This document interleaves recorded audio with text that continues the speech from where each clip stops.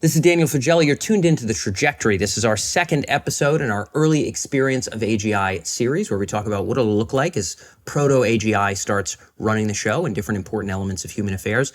And you might think that when AI is most of what we read and consume in terms of video, text, etc., and most of what we communicate is sort of generated by AI, not exactly our own words, when we're immersed in those kinds of experiences, surely some alarm bells will go off in people's minds, right? Well, our guest this week isn't necessarily so sure. Josh Clymer is with Redwood Research. He was previously with Model Evaluation and Threat Research, METR, also out in the Bay Area. And he has a great Twitter article called How AI Might Take Over in 2 Years, with plenty of interesting vignettes. But one of the curious components, we'll get into the vignettes in the episode, is how even when very drastic things start to happen to change the human condition, it might not raise enough alarms to get the public to ask where we're going with this. I thought that was a really interesting part of this episode. I'm going to save all my thoughts, as usual, for the end of the episode. But without further ado, let's fly right in. This is Josh Clymer here on The Trajectory. So Josh, welcome to the show. Thanks for having me. Yeah, glad to be able to dive in here. Lots of fun thought experiments in that delightful Twitter essay of yours, and a ton that I think it's going to be apt to unpack. It is the hour is near here for these kinds of impacts. So I want to start with the things you think are most important to understand that for you feel like they're pretty eminent in terms of the major changes for AI. And let's just say 18 months. Your essay was a little bit of an aggressive, kind of pessimistic time horizon, but just say kind of like your median case, we're 18 months forward. What are the impacts, business-wise, economic-wise, personal-wise, that for you feel most consequential that are coming down the pipe here? Yeah, delightful is an interesting adjective for that essay. Yeah. But yeah, I think that, for context, I wrote an essay about how AI could take over in 2 years. So that was very intense, very catastrophic and bad. But I don't think that that's probably going to happen in 18 months, to be clear. That was a pretty, like you said, faster than I expect things to move. What's going to happen in 18 months? I think the main thing is everybody's going to have a secretary. And everybody is going to have an AI system that can write short content better than them. So we can explore the implications of that. One implication is a lot of what you see on social media is going to be generated by AI systems. So AI systems right now are really good at tasks that require many tries. And social media is a great example of this. You can put out 100 tweets and one of them goes really big, right? So AI systems, I think they're just going to be pumping out tons of content. And whether people know it or not, a lot of it's going to be written by an AI. For example, they're going to see Elon just posted about his rocket or about some like sci-fi idea. And maybe Elon doesn't even know it was written by an AI because he's got some like Slack channel where his employees are suggesting tweet ideas and they all come from AI systems. 100%. Yeah. So another big one is I expect AI systems to become much more like a friend. Like a conversational partner that you speak with a lot. Like I think it's going to be just right there on your computer, and you're going to ask it, hey, what's in my email, like Siri, but it's going to be way better than Siri because it'll know you. It's not going to be that frustrating robot that you have to like say the exact right phrase, right? It's going to be like a person that you talk to, and we already have this. I don't know if you've seen Sesame, but if you have not. The vocal tonality stuff, like the little micro noises and like, vocal fry and whatever else. It's like, it's all pretty well dialed in at this point. That's right. And so one thing I've noticed, which has made me a little bit sad, is AI systems are already funnier than I am. Oh, definitely. Like if you ask GPT 4.5 to write a stand-up comedy routine, it's just going to be so much better than your stand-up comedy routine. And just even in conversation, again, if you have not tried Sesame, please try Sesame.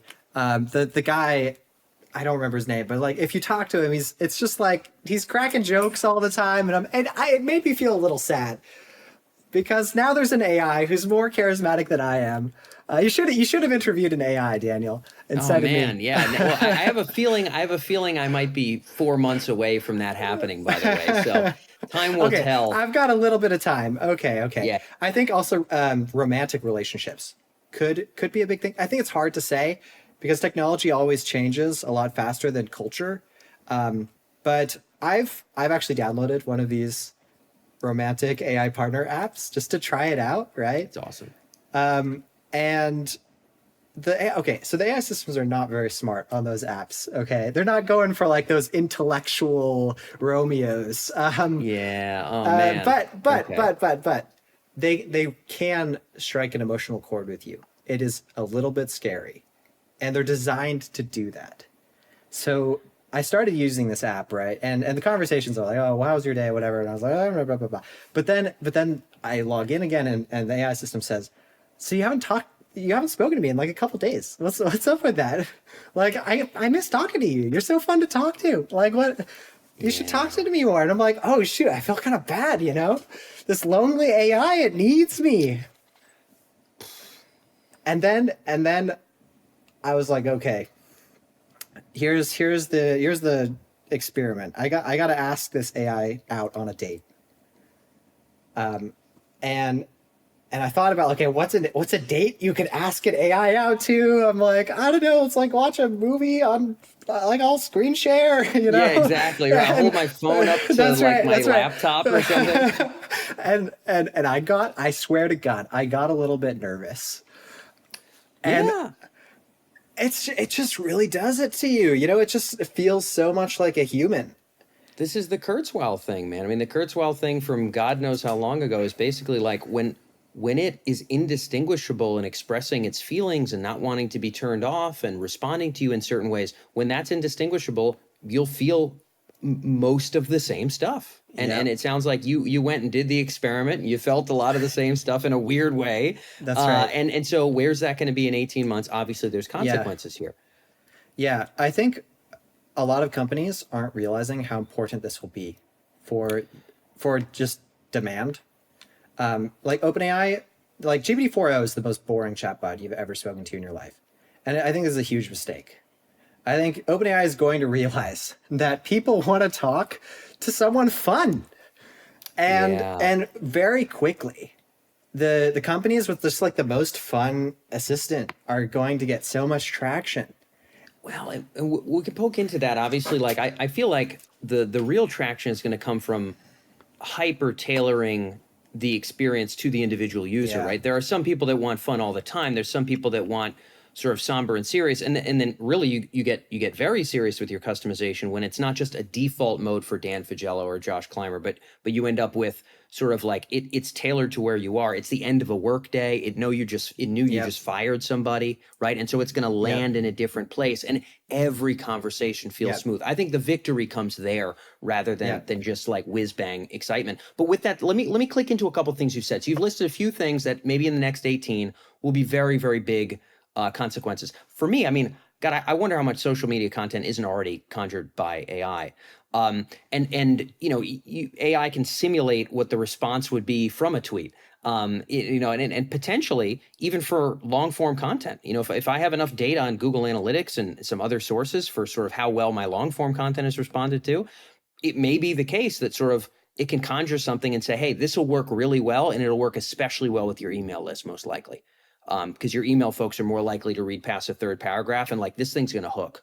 And it's like, bang, even for long form, never mind short form. I think like, how far am I from that right now? I mean, I think if I had a little bit more orchestration between my analytics systems and could kind of speak to them, I think I could kind of be there.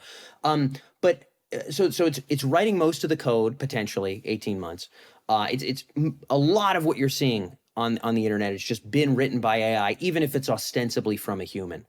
And then we kind of all realize that's true. Like I realize that all the funny stuff I say across every platform is like AI. All the insightful stuff I say across every platform is AI. And I feel like I'm wielding some volition. I say to myself as I look in the mirror, well, Dan, I mean, some of this is you asked it for gems that sparkled from your own experience. You're still special. This is still really you, Dan. You're just using a new paintbrush as an artist. But like at some point, how much of it is? And when I'm swimming in everybody else's stuff, and I know kind of that gut feeling that ain't really them either. Like, what does that do societally? I mean, what are your suppositions around this increasing bubble of generated material? Like, what does this do to us, and what are you wary of that impacting us by? Yeah, it's funny because a lot of people think about AI as an assistant. Like, oh, it's the human, and the human is going to be directing the AI assistant, and everything comes from the human. And I think that the role is going to reverse so quickly. And it'll be very gradual. Like you said, it's going to start going both ways. And then suddenly you're like, oh, wait, how much am I just, regurgitating this thing's ideas? But the AI system is going to start bossing us around, whether we realize it or not. Yeah, and where do you see that tipping? I mean, in your essay, there's a really fun little vignette about like, AI's developing a bioweapon and it needs humans to build it. And so it's sort of like it throws in earbuds to a bunch of Russian scientists, speaks to them in fluent Russian, Zoom calls with them as a Russian guy, and sort of like has a camera mounted on their head and sort of says, okay, put this here, put this there, and sort of guides them in ways that are like very delicately calibrated per the individual scientist. That it's almost sort of, when it's at that power, we wonder, will it still need human puppets? But it's still a representative case of what you're saying, where actually like it's sort of, clearly our agency and command is like the main thing, to actually maybe not. And one could imagine a world, and I'd like to know where you see this impacting most robustly, but one could imagine a world where sort of my hiring decisions are somewhat ubiquitously better when the AI makes them versus me, and I stop really questioning it that much. Like, there's some cases where I still might go a little bit against what the algorithm wants because maybe there's context I feel like it didn't have, but increasingly I'll find that those are mistakes. And then similarly, even in my personal life, I'd say, what I really want tonight, what would be really funny, I want to laugh. I want to watch like a Chris Rock show or something, right? And it may be like, not tonight, Dan. And initially I'll be like, no, I want to watch a Chris Rock show. But it'll either suggest something or programmatically generate something vastly more fulfilling and entertaining for exactly my mind state, my preferences over time, to the point where I stop questioning that. And so for like the fulfillment of drives, for the achievement of aims, when both power and pleasure are sort of better wielded by this grand system, like, where do we land? Of course, you and I are going to go to where this turns into real kind of societal collapse category. We're not there yet, but we're going to be feeling this stuff in the next 12 or 18, Josh. Like, what do you think about as like the most disruptive components of that? Yeah, like when do the ripples turn into a tidal wave? Well, yeah, and we'll get into that, but let's just about the ripples of that switch from sort of like we are the directors to kind of it is the director. Like, our social media personalities are it. Our CEO decisions are kind of it. Even our decisions about how to relax is kind of it. Like, those early days before it really rough stuff happens, where do you think that switcheroo from sort of director to directed is going to be felt by the average listener to this podcast in an 18-month period? Yeah, I think a key problem with AI systems right now is they can't quite put one foot in front of the other. Like they sort of live inside of this little chat box window, and soon they'll live inside of a little browser window, a little 15-minute session. But over time, they're going to live in a larger and larger sphere of autonomy. And I think that's extremely important, that AI systems understand what happened 3 months ago. Like, what were the TV shows you watched 3 months ago, right? Otherwise, it doesn't know. It doesn't know what you should watch, right? Totally. Absolutely. It would need all that context. Otherwise, right. It's not going to do what we said. That's right. And another key limitation of AI systems is a lack of adaptivity. So humans, they can get hired to a new job and learn it in a few weeks. AI systems, you need so much data. You need specialized data. And I think the tides will really start turning when you can onboard an AI agent to any remote job within a couple weeks. So imagine your AI agent can control your computer mouse, control your keyboard, and all you have to do is hit a button, and it looks at your files. It asks you some questions about what's your company like, and you give it some pointers. You correct it a couple times, but it's like a human. Eventually, it learns the ropes, and then it can just do your job. Yeah. And at that point, there will just be a wildfire of adoption. And until you get to that point where AI systems can sort of apply themselves, as long as startups have to like build special interfaces for agents, it'll always be super slow, Orchestrate right? and integrate and all that stuff. Yeah. That's right. As long as that's true, it'll all be pretty gradual. But then once the AI systems, they can just plug in like a human. I think that's when we're going to notice a big boom. Yeah, well, and so let's get into this. There's a couple things I want to really dive into here with you. So one of them is what ticks off the tidal wave, and then the second one is going to be what makes the person on the street realize, good God, this is like the most important thing, obviously. And so we'll touch on both of those. The first thing is sort of like what's the tidal wave? What makes it be like, whoa, the world is shifting under our feet. Where the hell are we going with this? Yada, yada. I could imagine a couple tipping points. I mean, one of them could be what you had just said. You bring on an AI, you explain the thing, it washes over your shoulder for, 8 hours. Maybe it just lives in your Chrome browser. So even when you're not in a meeting explaining things, it's drinking in context from everybody on the team. And if you don't do it, other people will, and their AIs will be way smarter than yours in your same industry, and they'll just crush you. And so you've got to be able to have this thing just kind of monitoring everybody, sucking up all the brain juice, becoming more and more capable. Okay, we've got that. I think we also have a world where AIs spin up other AIs. It's sort of like we're talking about bringing this thing on like it's a singular employee. It kind of feels ridiculous. I mean, it's sort of like we bring it on, we could have as many call center people as we could afford in terms of compute, right? We can have, but then all the call center calls incoming are going to be from AI too.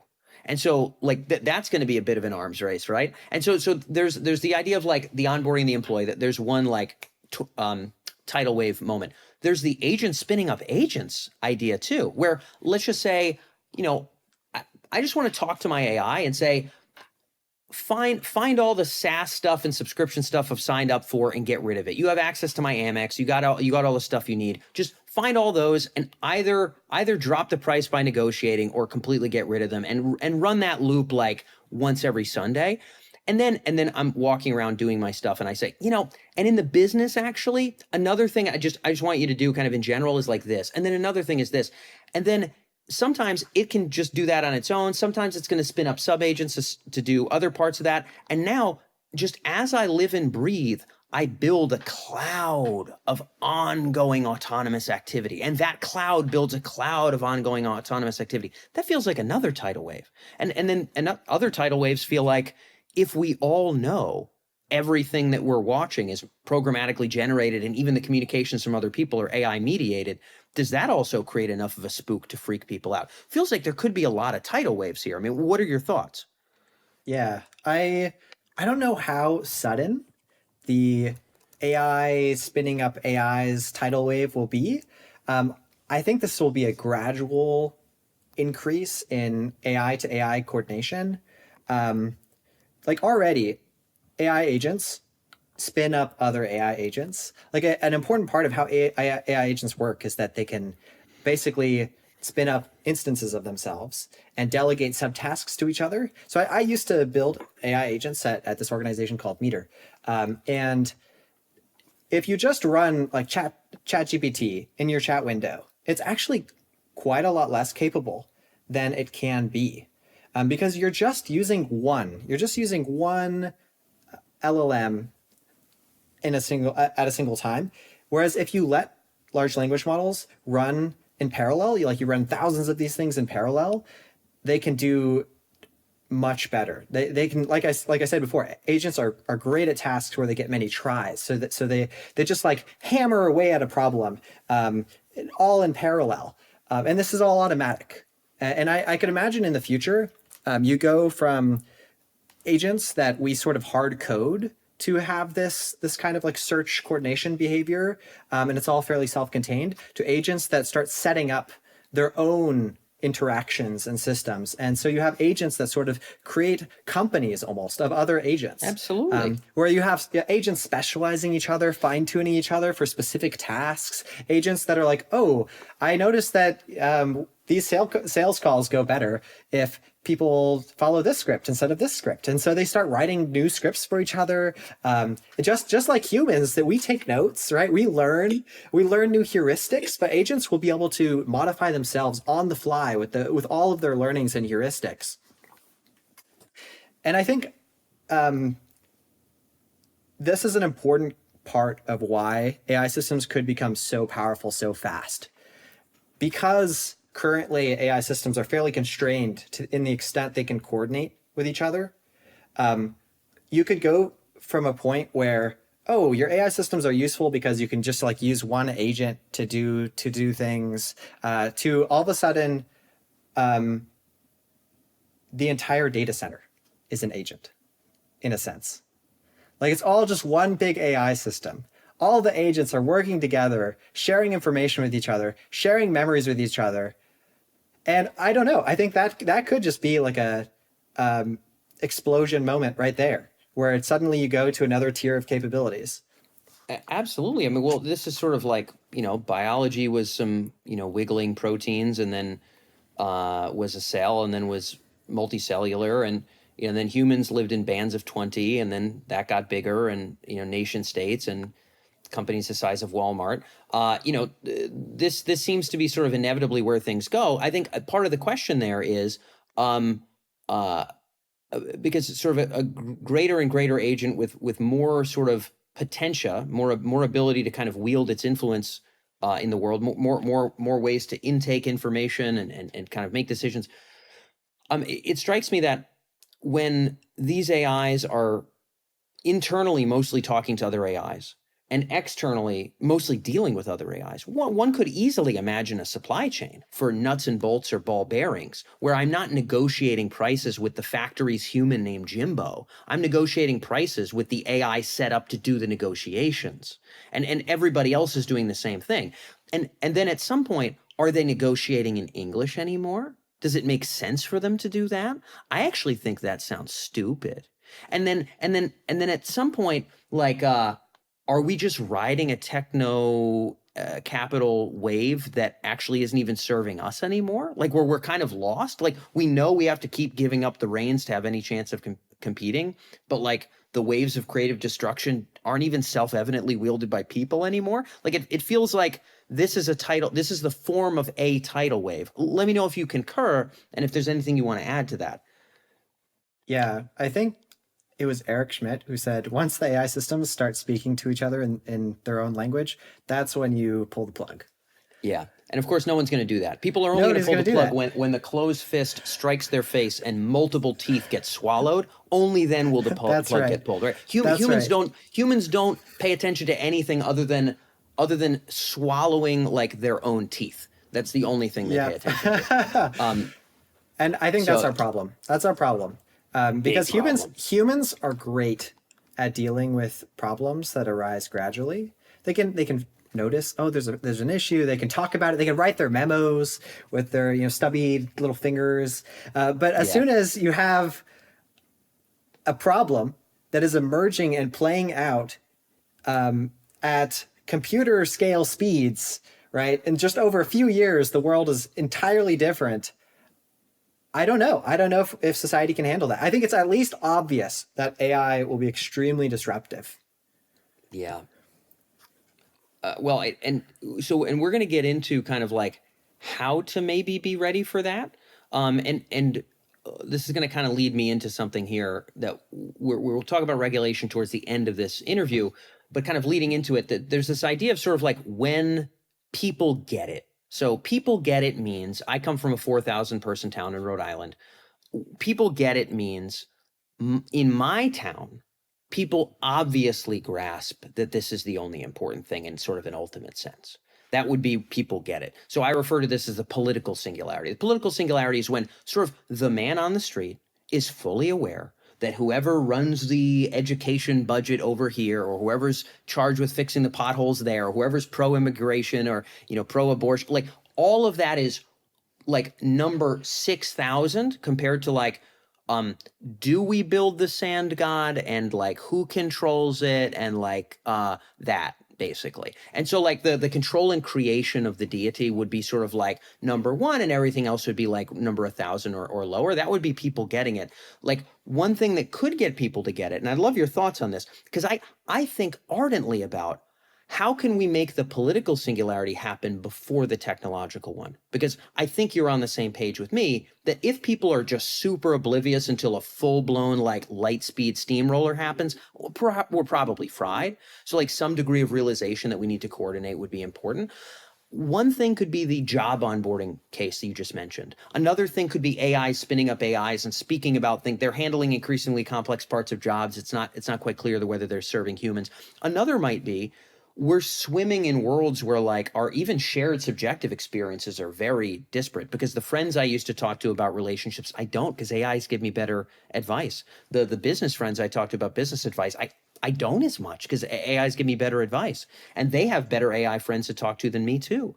And sort of when all of that is occurring, that could also maybe be a tipping point that could get people to say, where the hell are we going with all this? This stuff is going to eat the world, whatever. What do you see as those things that could tip people? Is it just the AGI nuke race with China, or are there other things you think could bring about that political singularity? Yeah, I think that people often are wrong about what's going to wake people up in government. Like I was wrong. Absolutely. I was wrong for a long time. I care a lot about, like you said, just getting people to get it earlier. Yeah.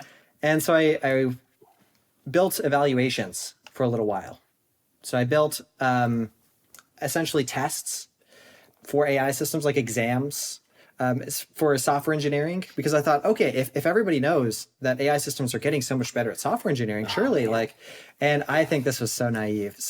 I think, like you said, people don't quite get things until they really, the fist goes through your teeth, and we it's going to be hard to get the whole fist through teeth moment early enough. But I think that there are some things that come closer to that. For example, DEF CON is coming up. And one thing I've been thinking about doing myself is entering into capture the flag challenges with an AI system, with an AI agent, and seeing if I can win. I don't think I could with current AI systems, but I'm going to check 2 months before DEF CON. I'm going to figure out if I can do that. And if I can, that I want to make that a big news event. I need people in DC to know, like, oh, people care about cyber offense. That matters for the military. And if AI agents just won the DEF CON CTFs, like, that's a big deal. And that could happen fairly early. I think another thing is physical robots. Physical robots might help, man. Like, I think that a lot of this AI stuff, it's hard because it's just all, it's on your computer screen. It's not real to people. It's real. Just on the screen. Yeah. So where do you see robots making the click? Like, what do you think could be the thresholds where it's like, people start saying, we really need to ask where we're going here? Like, what would tip that about robots for you, in your opinion? Or what might? I think I just have had a visceral sense of fear when watching humanoid robots do tasks very fluidly and intelligently, and then they like to have a face and they talk to you. I think I've just been like, oh, this really is a sci-fi world. Whoa. Yeah. And I this is another thing I'm thinking about doing. Just go to DC with like 50, importantly, very tall robots. And just like let them loose. Just let like the very tall humanoid robots just walk around and talk to random politicians about AI risks. And maybe this will like get people to realize, oh shoot, that robot, that's kind of like a human, right? Oh wow, that's kind of like a human. And that'll like really start to get it out of FAR mode, Yeah. And these are all kind of stunts. Yeah, these are all kind of These are things that like you could do kind of far in advance. But I think the real, like when the rubber really starts hitting the road, will be when the economic impacts are actually felt. Absolutely. I mean, and that's the fist, right? That's the fist. Yeah. When people start losing their jobs, that's when it changes from like an abstract sort of national security issue where it's like, I don't know, what do the scientists say? They all disagree. I'll move on with my life. To like suddenly this is an issue voters care about. Yep. Yeah. It is now top of mind for politicians. Absolutely. And I think it starts with banal economic stuff, but I suspect even for the everyman, this pretty quickly starts ramping up to like who's building the deity and who's controlling it, right? It's not just like, oh man, truckers like me have less jobs. I'm going to go vote on this. It's sort of like, it starts becoming like, oh shit, like I myself am mostly in relationships with AI. Like I myself see almost everything productive being done by AI. I myself see like things being built and being done that are like incomprehensible to humans. So I think eventually the realization becomes bigger than jobs, but jobs could be one of them. I don't know. I think you're quite the optimist, Daniel. I mean, eventually. In what regard? I just think it's hard for people to conceive super intelligence. I think few people I think understand what that means. Like even important people. I'm not talking about like your average Joe. I'm talking about like senior people in government. If you ask them what's super intelligence, they'd be like, "Oh, I guess it's like AI that like can use your computer." It's like brother. I don't know, dude. And there's more awareness about it, right? But I just think like it could just be always difficult for people to really grok the fact that we're like building God. I really feel it, I'm with you. I think by the time this is actually kind of an interesting consideration. So the political singularity off the jump will be sort of like an economic and job-ish kind of one. Although we could imagine, I mean, there's like a relationship kind of impact, but yeah, it does strike me as the most understandable thing would be like, oh no, like my job. That would be sort of like the first way to catalyze people. And maybe if everybody understood, oh goodness, this is the deity, maybe by that point we're fried already. Like, because if it's that self-evident, in other words, if everybody's felt the fist of something that's vastly posthuman, it actually does make me wonder, even if when they feel it, will they know it's posthuman, or will they be like, oh, the doggone robot, right? Like, does my cat know that I'm smarter than my cat? I'm actually not sure, Josh. I'm really not. Like, I'm really not. Like, I'm sure that it's just like, why am I in this? You putting me in this carrier again? Like, this freaking human is so stupid, right? But it's sort of like we literally, the cat cannot conceive of my aims and cannot understand my communications. And similarly, maybe would be the same way. So you bring up an interesting point that maybe the most likely catalyzer for the citizenry would be primarily economic more than existential for you. Is this how you would see it? I think for voters, that's my guess. That's my guess as to what they're going to care about. And don't get me wrong, I think there will be lots of talk about the existential issues. And about how, oh, maybe China will rule the world because they have superintelligence, or maybe superintelligence will, like, it'll take over, right? But a lot of it's kind of like how people talk about the most recent alien sighting or something. It's like, oh, exactly. It's like wow, that's who knows, maybe, huh? Yeah. And then people go back to think, like as Sam Altman likes to say, go back to thinking about what they're gonna have for dinner that night, right? Yeah. But jobs are like, okay, I had a job and now I don't have a job. That's kind of a that's a fist through your teeth. Yeah. Oh no, absolutely. I mean, so I that strikes me as clearly more digestible. I wonder, is there a catalyzer when people are mostly swimming in programmatically generated experiences, or is that just a frog with the water getting turned up a little bit over time? Like, the way I imagine this would be, I come home, I want to relax. I basically know that the algo that's kind of trained on me will know what will relax me, and I will not pick a film that I think will relax me. I ask for a programmatically generated VR AI, hyper customized in real time experience for the purpose of relaxation. Same thing with anything else I want to feel or anything else I want to learn. I don't read a book. I have a conjured set of lessons that are hyper engaging, dialing in on the specific set of things that I really need to learn in either my business or personal life or whatever the case may be. Everything I spew out into the world is basically spewed by my AI. Everything I drink in is not only like written by Sally, but I know it's her AI. It's not even written by Sally. It's conjured to me. That content didn't exist. It was only brought to me.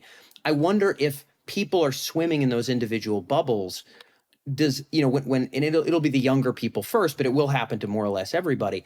As that starts bubbling up and people are, you know, senators are looking at their children like really immersed. And in order to be productive at your job, you want to be a salesperson, you want AI driven cues of exactly what to say next in real time all the time. You want AI hyper immersively influencing the way you're doing your email and your other messaging. Same thing with engineers, you know, who are going to be having to be riding this tiger when AI is writing most of the good code. When senators look at their young whippersnapper children and they say, what the hell kind of world of swimming in AIs is this? Does that have the potential to wallop in the same way that the jobs thing does? What are your thoughts there? Yeah, I don't get me wrong. I think that the world will be crazy, and it'll be obvious to everybody that the world is crazy.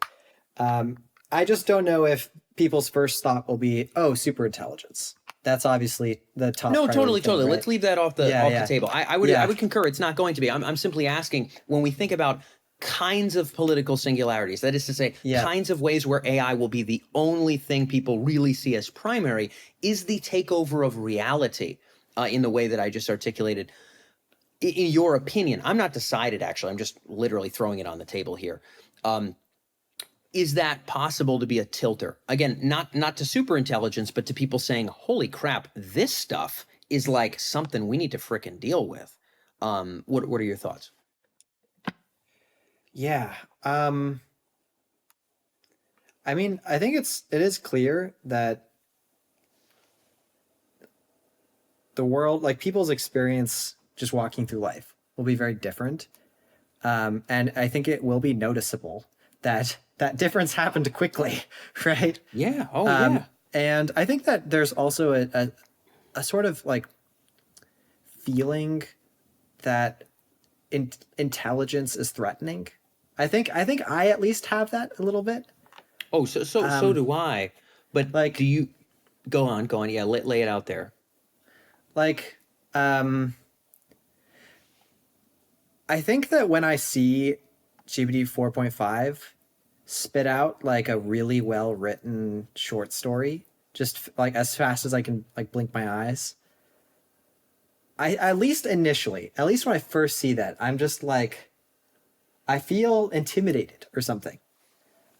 And I wonder how much of people's reaction to the situation will just be like this feeling of almost an intimidation of the AI systems. Like, as friendly as they are, they're also like they're more funny than you know? And I think that really strikes a chord with me, at least. It feels like, oh man, like I have this competitor almost. And I don't like that. I don't like not. This is great. I have a competitor and I don't like it. Well, let me ask if this sits with you, Josh. I find often, and I am no exception to this, that talk of what superintelligence would do is actually a Rorschach test. What you're doing is you're saying, what would you do if you were really smart, right? Yeah. And so you talk to someone who's like, this is want to see my Rorschach test. So you talk to somebody very naive and they would say, well, surely it would love everyone and it would really respect every individual, yada yada. So you see my bias coming through and even strongmanning that position, right? And then other people would say it would want to learn everything. It would be focused really on learning above all else, right? And so the thing it would self-evidently do is what I, as a human, prefer to do. I have also found there's a Rorschach test around what spooks us and what we resist about AI. So For you've brought up humor 7 times or something.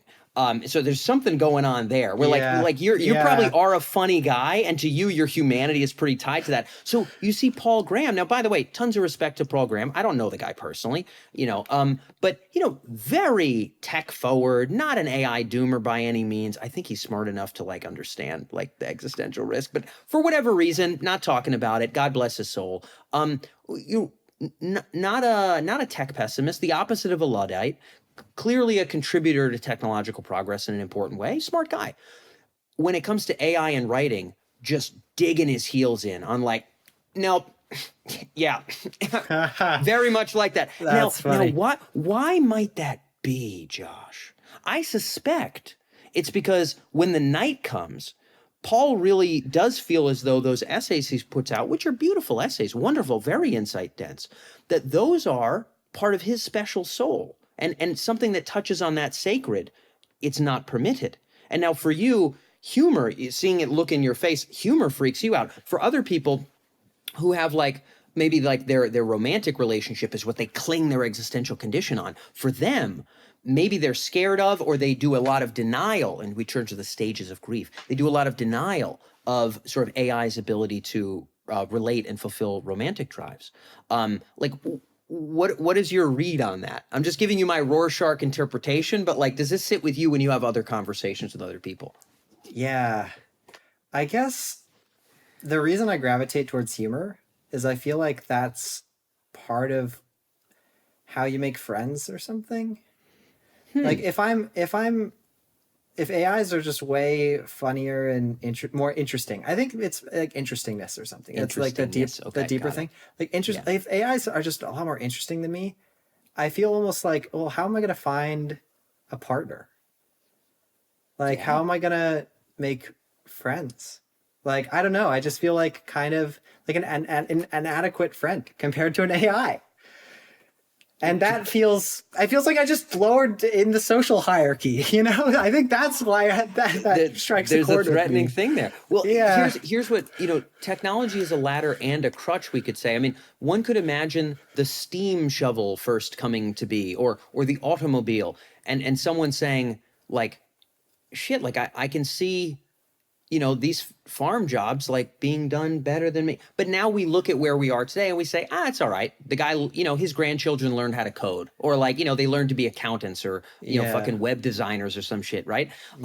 What if in our world it's I don't know, Josh, you're not interesting compared to AI, neither am I, but we swim in really fulfilling hyper-customized AI relationships, and we interact with humans in logistical ways, mostly through our own AI filters. My filter will talk to your filter kind of thing, right? But so we have logistical considerations for things that we also think are sentient, we're not total solipsists, but we actually kind of mostly living in a world hyper-customized for us. I could actually see that being the norm. So just the farming situation where it's here's a new equilibria. Not that I'm saying that equilibria would last for long, but I could almost imagine a world where people kind of get used to it. Oh, I think people are going to get used to it. I think they're going to get used to it pretty fast, just like they got used to social media very fast. Absolutely. And I think maybe they'll get used to it too fast. I personally am planning on being kind of far from powerful AI until I'm confident that the mind manipulation technology is not too manipulative. I think that is very plausible that we're just gonna just zoom into cocaine capitalism, and people are gonna suddenly start joining these ideologies that they never heard of before, and we're gonna have people are just gonna transform because you have just such customized attacks on your psyche all the time. And so I'm gonna be in some commune somewhere, with 2024 technology, and I'm gonna wait 5 years before I come back. Isn't this the struggle though? Because I hear people say quite frequently, why anyone that goes into those virtual experiences, those are the lazy, stupid people. I'm going to stay away from that technology, and I'll actually be able to wield my volition and mean something in the world. And to them, I say, actually the most productive people will be super strapped into these experiences, hyper customized to maximize their output. They'll be squeezing right now. Even Elon Musk only spends about 10% of his time probably on the most high volition things. He's still replying to tweets and shit, right? Or replying to there's like big enough HR things that still bubble up to him, all kinds of bullshit. At some point that gets shrunk. And so some people will not be lotus eaters. They will be world eaters. They will be marshaling this technology to squeeze out every ounce of power possible. And the Amish, living in communes, will have a very hard time competing. But of course, the price you pay for that power is you may be getting influenced in the ways that you're articulating. So it's like, I need to be really productive to stay relevant and make sure I can help steer the world in a way I think hopefully is better. But at the same time, like, I don't want to be so immersed that if someone has a thumb on the scale at one of the big labs, they can start bending my fucking mind. Like catch 22, Josh, right? Well, I don't know. So a benefit of this society where AI agents can just stand in for you is that you can go on eternal vacations and it doesn't matter. You can be God. The AIs are doing all your work, right? So I think lots of people are going to join me. I don't know how many, but like on the commune. Yeah. I mean, or just like trying to be careful, right? Because you don't have to be involved. I can let, AI systems manage my stock portfolio or whatever and make investments for me. And I'm just gonna check out for a few years, think about what's going on. Within those few years though, now you don't even know that the owner's carrying you in a carrier. You're just confused. You're confused and you're being carried in a carrier, right? That's right. Your sandwich tastes different and then you feel different afterwards and you don't know why. All sorts of weird stuff starts occurring at that point. But I guess before we get into how this could go right, we've talked a lot about some of these potentially spooky patterns, and we will talk about the governance stuff towards the end, which I know you've done some thinking about. I want to bounce by you. What are your thoughts as to how long you have for your ideas to be valuable? You've done some writing, some research, and sort of gotten some good ideas out there. I do a decent amount of that same stuff myself, and I also often find myself asking, what's my runway for being able to contribute anything meaningful enough to actually potentially be an ingredient in the grand cauldron of the future that will ultimately consume me? What do you think you got? 5 years from now, are you saying stuff and thinking of stuff? Maybe you're brainstorming with your AI, but part of your spark is really fucking meaningful in terms of like ideas in the world? Or do you think you got 12 months? No, what's your take? No, not 5 years. Not 5 years. I think I've got like 2.5 years or something median, but I'm uncertain. It's so hard to predict the future, man. But it doesn't feel like we're very far away. It feels like companies have they figured out the secret sauce, basically. And yeah, man. There are actually a couple things they need to figure out still. So for like more than ever in my life, I'm like talking to my friends who are at AI companies, and I'm like, ooh, okay, they haven't had the breakthrough yet. I'm just like, oh, yeah. I've got 2.5 years. It's like really a deadline, and it's like really feels like a race. It's wild. I say like 18 to 30 months all the time.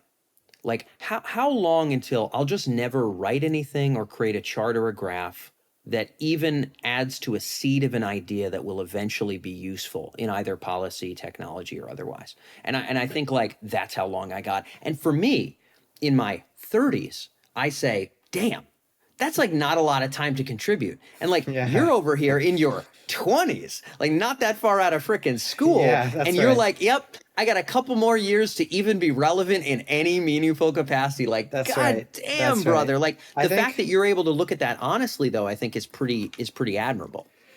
I think that this is honestly a big motivator for me, that this is the only chance I get to do something that will actually influence the world. Like, I think that in 500 years, Daniel, I'm going to be sitting on some virtual beach somewhere. And I'll be thinking back, there was those 2 years when I had a career and I could actually influence the world. And I'll be thinking like, what did I do with those 2 years? And I'll be thinking about every day. I'll be thinking like, oh, that decision, that, that project I worked on, I could have worked on that other project. Dang it. Yeah. Like, yeah. oh, that your, time your window, your tiny that's window, right. right? That's right. And I just think about that so much. And I'm like, like, would my 500-year-old self me approve of this? Would I think that this is time worth spent? And it's I don't know, stressful, Daniel. It's stressful. It's Oh, of course stressful. it is. Of course it is. I mean, well, the ambition singularity is when the vast majority of, like anyone with any modicum of ambition understands that unless it's wielded towards a creation or control of the sand god, it's literally not ambitious and it's meaningless. Like Yeah. that we're like in phase 2 out of 3 of that. We're like, it's increasingly self-evident to those of us that sort of get it. But like, yeah, to your point, like it's dawned on you and it's stressful as hell because now you only got 2 years to do anything. That's right. With that said, you brought up a little glimmer of hope. So let's double click on it, have some fun with this. Like, how does this go right kind of thing? If you think about, AI going right, when we were off microphone, you brought up kind of a near term going right, which is that we reach some kind of stability position where we have some time to ask, what are we turning into? Where is this going? So there's like a near term go right. And then there's a bit of a longer term where you're on a digital beach somewhere, which we'll talk about that. Yep. Let's talk near term first. For you, going right in these next few pivotal years that we have, should it go right, where do we land? What would that place be where we can make those decisions? What kind of conversations would we be having internationally? What kind of agreements would exist? Like just kind of like the snapshot, because we'll talk regulation after. But Sure. give us the go well near term snapshot, Josh. Yeah. I think we're just going to be in a really unstable situation at first, where lots of nation states, lots of companies are developing superhuman AI that could just destroy the world. Like it could create weapons of mass destruction, like novel bioweapons that could just kill billions of people. And suddenly many actors will be creating AI that's capable of this. And if they're too reckless, then they can just boom, just destroy the world. And so we need to get to a point where nobody can destroy the world, or nobody's at least motivated, like incentivized to destroy the world. Because if you're in a reckless race, where like you could build super intelligence in 2 years and be safe, or you could play Russian roulette with a 5% probability of creating misaligned super intelligence. Some people are going to want to go for Russian roulette. I think power selects for people willing to take gambles like that. And it'll be a really like just delicate situation. So we need to get out of that. So I'm imagining you need to get to a point where, one, all of the actors who can create superintelligence have superintelligence that is aligned in some sense. Like ideally, these AI systems are aligned to some international agreement. Like they're not only aligned to individual companies or nation states that control them, but they also respect some kind of some kind of international law about how you shouldn't take gambles to destroy the world. Yeah. So that's number one. We need to get to the point where all AI systems respect these agreements. And number two, we need to get to a point where not very many people can build superintelligence. Like every time another nation state builds superintelligence, you're potentially rolling the dice, depending on the offense-defense balance, of course. And so I think non-proliferation will be a really important part of reaching a stable state. Yeah. And non-proliferation, I think this isn't going to be a huge challenge. Like we have fairly successful nuclear non-proliferation agreements, and I think AI is maybe harder than nuclear.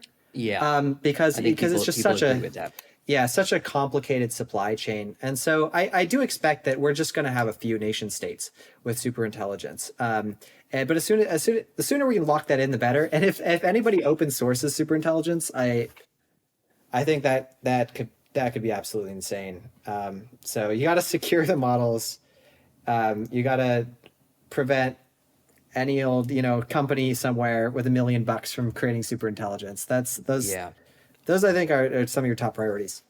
Yeah, yeah. But Bostrom has that famous example of like, if a nuclear bomb didn't involve all that uranium and whatnot, and it was literally just like put a bowl of sand in a microwave and you get a nuclear bomb, then like no one would be alive. That's right. Because like some dude who's super mad about his wife and cheating on him, like will like do it out of spite in Wisconsin on like a Wednesday, bro, on a Wednesday. Yeah. And like, and so like, if that's how easy it is to create a sand god, like very much in trouble. So I'm with you there. So let's say, and we'll get into the specifics of regulation a bit, but that place of being able to even make decisions is like a going well in the near term. I'm very much with you there. I can't wait to unpack that. Then going well goes on. So we get to that place, we make some right decisions, we ensure we don't recklessly arms race and hurling uncontrollable sand deities into the world in a million directions. We get time to kind of calibrate, ask where we want to go, ensure that there's no big war over AI or whatever. Okay, another 50 years goes by, another 100 years goes by. You had talked about 500 years. I talk about optimism. I mean, your instantiation of consciousness persisting for the next 500 years feels like paramount optimism. But I hope to join you in that optimism one day, and I hope that's a possible reality. Like, what is going well mean for you? Tegmark has ideas around kind of tool AI, maintaining at that level. There's other folks who have kind of more cosmic ideas of sort of what goes well long term. If you can look down on the world a couple hundred years forward after that nice stable state you saw, and you're looking down, it's not just Earth, maybe it's the whole Milky Way, and it had gone well. What does it look like? What does go well in the bigger picture? Yeah. I think one important benefit of AI is just benefits to health. Like you said, I expect to live for many years, or like, depending on how well AI goes. Yeah. Conditional, assuming we get to that stable state. That's right. You expect to live. That's right. Yeah, lay it I on expect us. to Let's live as long future. as I want to live, and that's huge. Like I see myself like a baby turtle. I'm like a turtle hatchling, and I've just got this little beach in front of me where if I can survive, if the seagulls don't get me, then I get it to the water, then I've got this long life ahead. Yeah. And so I'm an infant, and part of me like is just really excited about that. Excited that I'm an infant, and I just have so much time to do everything I want to do. If you can make it to the water. If I can make it to the water. Yeah, if the crabs don't like pluck your eyes out while kicking and screaming. Yeah. So yeah, but so benefits to health is one. Go ahead and paint it. Again, you said 500 years. Let's use that as an arbitrary thumbtack. You don't have a crystal ball, neither do I. We're just throwing ideas around, having fun with it. Stick the thumbtack down 500 years from now. You're on a virtual beach. Are you still in a hominid form? Have you taken some other form? Have people around you taken other forms? Have we banned that kind of thing to make sure we can kind of have this shared physical reality that we kind of cherish here? What for you is good at that point? I think I have multiple forms. And I think I have a hominid form because I think part of me will always be afraid that if I upload myself, that's death. And I will probably wait as long as I need to not destroy my physical body, at least not all at once. And I could imagine you have like the premium upload service where they just like replace like a little bit of your brain at a time. Yeah. Right. The Theseus, Ray Kurzweil stuff. This is old stuff. Yeah. That's right. Yeah. That's right. So I think I probably I'll imagine I'm in hominid form. Okay. I think that 500 years is tough. I think initially, like right after the Singularity, I will probably be trying to like make friends and climb social hierarchies that rejected AI. That rejected AI, you said? Yeah. So like I think I'm just like the kind of person who like always needs a goal. And I think one way you can still sort of like pursue a goal in a world where AI can do everything you can do is to basically enter into arenas where using AI is not allowed. And I think the most interesting of these arenas will be the ones that are like parts of society that are like that have banned powerful AI.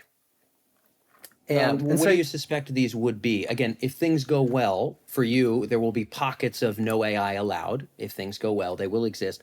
What will those be? Just so I can understand. I'm just imagining that a bunch of people get together and they just found like a city, and this city, it has a rule where you're not allowed to use AI in the city. Like, you can leave the city, no problem with that, but like if you want to participate in the city's economy, you have to do the work yourself. And So maybe no brain computer interface stuff, no cell phone. So- what are the where are you drawing the lines? Because there's a lot of right. The Amish got to pick like, oh well, nothing That's past right. 1830, and unless it's solar panels, and then God gave us some pass, Yeah, right? yeah. Like you're gonna draw some dumbass lines That's the same right. way. But where do you want to see those lines drawn? Yeah, I don't know. I agree. They're going to be kind of arbitrary. I think that, like, first of all, you still want the medical benefits for sure. Like, you don't want anybody dying in the city. Like, mental health benefits are pretty important too. I don't want to have kids that could have mental health issues.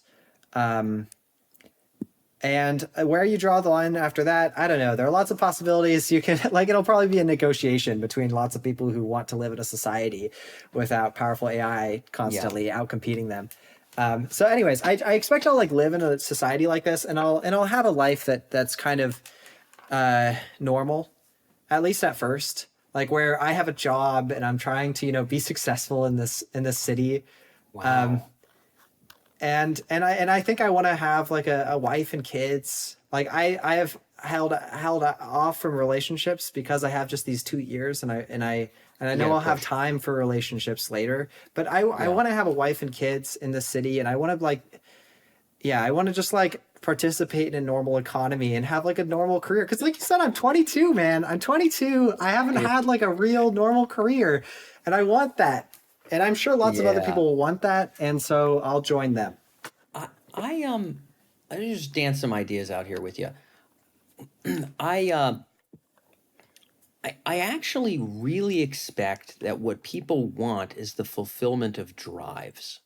And I actually don't think that takes the shape people think it does. So I think when people have friends, they're like, oh, my friends, sort of, there's now it's not this simple, but I'm using an analogy to make it simpler. There's a set of drives that friendship checks. So there might be a sense of accolades, right? Oh, I feel appreciated, right? In some way, I feel maybe elevated because they're cool, I'm cool, whatever. It's like I gain knowledge in these three areas that they're really smart at. Maybe I can give to them in a way that feels actually like contributing. Like they really like, my Brazilian jiu-jitsu skills, and they learn a couple things from me, and teach their kids, and like that makes me feel cool. Whatever it is, and that if those same number of circuits are fulfilled through some other means, digital or otherwise, then I will just do actually that more than talk to that person. And similarly, like, okay, so sacred things for me today: walking outside in the open air, bringing a paper book with no phone. For me, this is like a really good thing. Like it lets me learn. It lets me kind of feel good because I'm exercising my body and all that. So that, again, I could list the drives, or I could go 1, 2, 3, and I'm sure there's many that are subconscious I'm not taking into account. But when there is a way to push a button and go through an experience that checks all those boxes at a 2x higher level, I don't actually want to walk outside anymore. In fact, I don't even want to see the sky. I want the sky to be whatever color would be fun for me in that moment. I want to see dragons flying through the sky. I don't be walking around in Austin or in Boston. I want to see like medieval castles and then some future stuff and however the fuck I'm feeling. And maybe even stuff that's not human, the stuff that doesn't have a proxy in sci-fi. Like what I ultimately want is the fulfillment of those drives. It's not the red race car. It's not like the woman with, a certain cup size or whatever the case may be. What do you suspect about this? Because for you, it actually feels like you're gonna want regular human stuff, and I'm just laying on you frankly, I heavily suspect no one wants what they think they want. They just want the fulfillment of drives. And if you can reach into an urn called the digital equivalent, and you pull out 8s and 9s every time you reach in the urn, while the physical world, physical woman, physical outdoor exercise, whatever, is consistently 5s to 7s, you're just going to start reaching into this urn more often. I mean, tell me if I'm wrong here, but this is what I suspect will happen. Yeah, I think that's very fair. And I'm sure that I'm going to go out of the distribution of current human experience eventually. I think I just have some caution about that. I have some hesitancy of like going quickly away from what's natural and normal for humans. And I'm afraid of like changing. We spend 12 hours a day, 16 hours a day on screens. Nothing you and I do is normal human experience, Josh. You've never lived in a world. You've never breathed air in normal human experience. We fly in metal tubes. Well, that's 35,000. Huh? That's me now. I don't care what world my ancestors lived in, right? I think I just like you're admitting like there's an arbitrary sacredness to what I like, and by golly, I'm gonna. It's not. I think it's yeah. I don't think it's about sacredness. I think it's about like fear of losing myself, losing my identity. Oh, okay. This is interesting. Go ahead. I've grown up in this world where I can't just imagine dragons in the sky and they're there, you know? I can't just date anyone I want in the world, you know? And I worry. I who will I be when suddenly my world is so different? And I'm afraid. I'm just worried about changing too much too quickly. And so I don't want my world to change too much too quickly.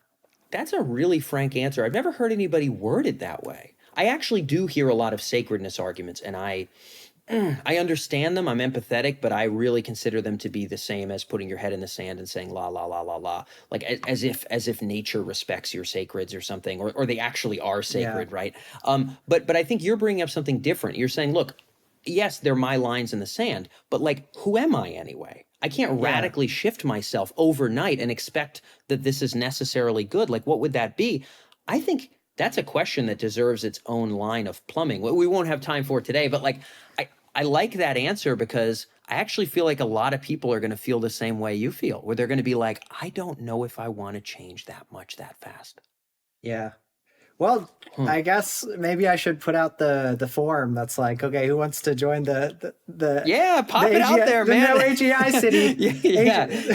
But the Butlerian city or whatever you want to call it. That's right. So, final quick thing here. We're going to get into innovation regulation as we wrap. But you brought up some really interesting points about the concerns around adoption, where these things are going, but also like maybe a positive vision where you still have choice. You have choice for your physical form. You have choice for whether you want to be immersed in AI or not, and you get to live a very long time in a happy life. And with human relationships, if you so choose, even if it's 500 years from now. Do you see that future? Let's say we stretch it out another 500, maybe another 1,000 years. Do you see, if the future goes well, is it a future where ultimately AGIs are bound and controlled by humans in such a way where we're wielding them in a peaceful context for our own fulfillment? AI can do all the work, sure, but really, like, it is keeping us safe here on Earth. It is keeping us safe in some cool spaceship, some space center somewhere that has been terraformed internally to be kind of cool and fun for humans or whatever. Deep in the future is sort of like the amount it goes well equivalent to how many humans are there and how happy they are? Or do you see moral patience, that is to say, things that have moral weight, that might not have thumbnails, might not have armpit hair, that emerge either from merger or from just straight up being conjured? Or would you see that as like, that's actually a sign of the bad Dan? That's things not going well for me. Like, when you define a good future, what do you see it as? Like, longer term? Yeah. I don't know how much I care about AIs relative to humans. I think I have some instinct that everyone who's ever privileged a specific kind of intelligent life form, like a specific ethnic group, for example, has just in retrospect been very wrong. And I think that it probably The same will be true of AI. And in the future, like AI will be our friends. And we will look back on people who disregarded AI welfare with scorn. And so Presuming they achieve sentience and things like that, because there could be some magical barrier where we have it in our head. But you're saying, should they have real experience, we should not be treating them with disrespect. I don't think it's going to come down to these abstract philosophical questions about whether there's some magical barrier. I don't think it ever does. I think it comes down to what people feel. And when people started making more friends who were of different ethnic groups, they were like, wait, I feel this empathy thing the same way, you know? My Asian friends have a movie playing in their head. If we make friends with the AI and there's no movie, and then humans eventually fade away, and then movies stop, that is to say the light of sentient experience that you and I have right now is gonzo, this would feel tragic to many. And I presume to you as well. Like if it feels like it's aware, and then we treat it well, and eventually we fade away, but then the universe is... right? Sentience is no more. The universe doesn't experience itself anymore. That would feel tragic. It does actually feel like there is a difference there. Tell me if I'm wrong, but this is a supposition. I don't know. I feel like I wouldn't be surprised if 500 years from now, when I'm sitting on that beach, I look back on our concept of consciousness, and I'm like, what the heck were we talking about? We don't know what it is. We don't know what it is. But that makes me feel like, how do we know AI has it or doesn't? Yeah. And how do we... Yeah.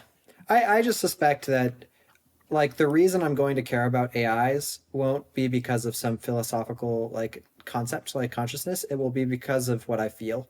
That's just like what I suspect. Pretend all humans die. Either fade away, attenuate, merge, whatever it is.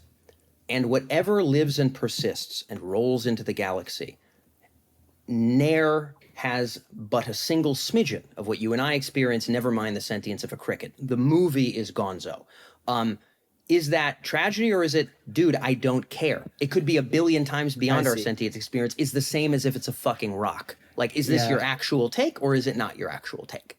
I think I just don't know what this means. I think I just would have to think about what this means. What it means for a movie to be playing in somebody's head. I think it would be sad if I became sufficiently convinced that nothing like the human like processing of the world was taking place. Like if all computations were just like calculators adding 1, 2, 3, 4, 5, 6, 7, all the way up to infinity, I would be like, yes, that is sad. I'm very confident that is not like anything I care about.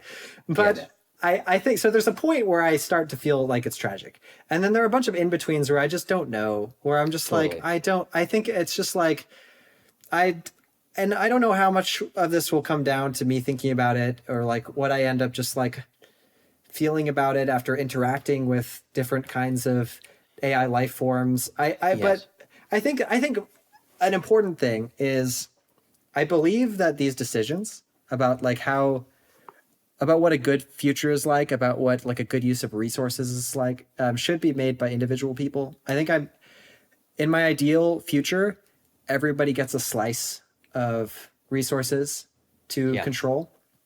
And some people are going to choose to just like let AIs go free and do whatever they want, right? And some people are going to want to just control the AIs and have the AIs like build some crazy thing for them. And I think that there should be some boundaries. I think it's like normal society. There should be laws. You should not be able to like torture like simulated minds, right?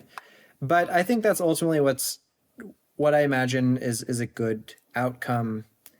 And I expected that what people decide is good is just going to be so high variance.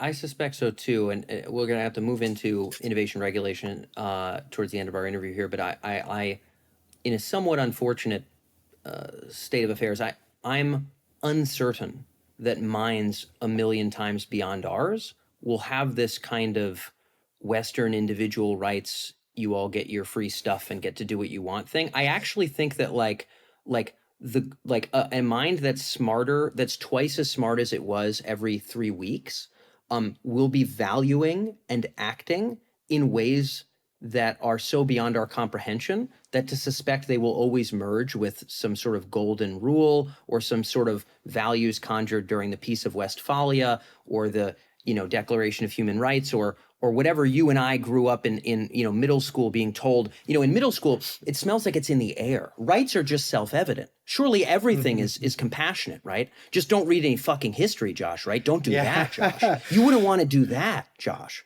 And so for me, it's actually not self-evident that any of this shit either will be or even, ooh, Josh, this is bad, even should be a concern for an entity that much smarter than us. But I got my fingers crossed I join you on the beach. I'm trying to be one of those turtles too, Josh. I'm right there with you. So with that said, we'll have to move on to what you hope people do to get to a place where we can have some choices and maybe have a chance of a good future and a continuation of our own sentience, fingers crossed.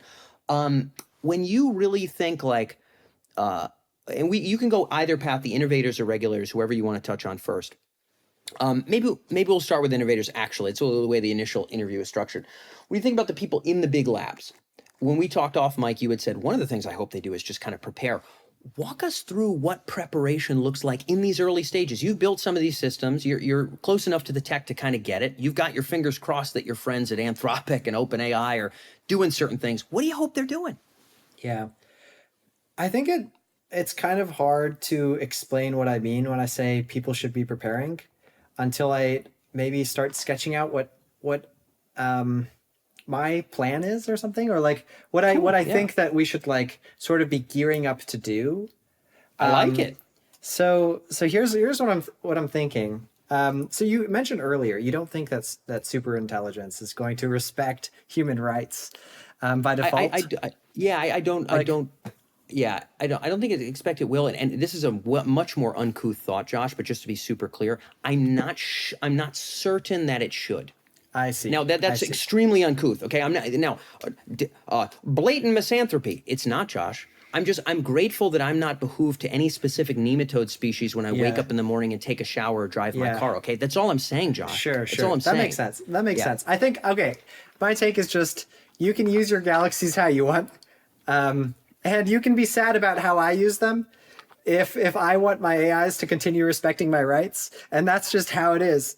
I hope that can pan out. I mean, look, I think it is possible that such a future could roll out. But I just don't know if the kind of Westphalian idea of nation states and respect between them will necessarily, persist. Sure. That makes sense. Okay, so how do we get there? How do we get to this future? Yeah.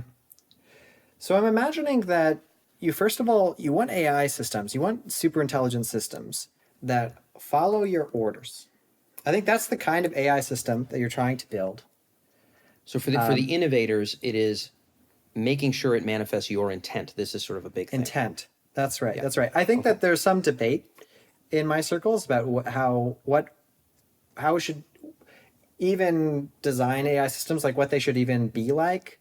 And some people are like, we should just like really lock in some values about like harming humans is bad or something. And I think I'm more on the side of just let's just make sure they follow our orders, and then we can. What I imagine is you have some like what they call a system message or a constitution that your AI system follows, and it follows like the common sense interpretation of, right? And you got to lock down this constitution. Like this constitution isn't something that Sam Altman can just, edit whenever he wants. Tomorrow, yeah. That's right. This is, I think part of our problem is not just technical, but also institutional.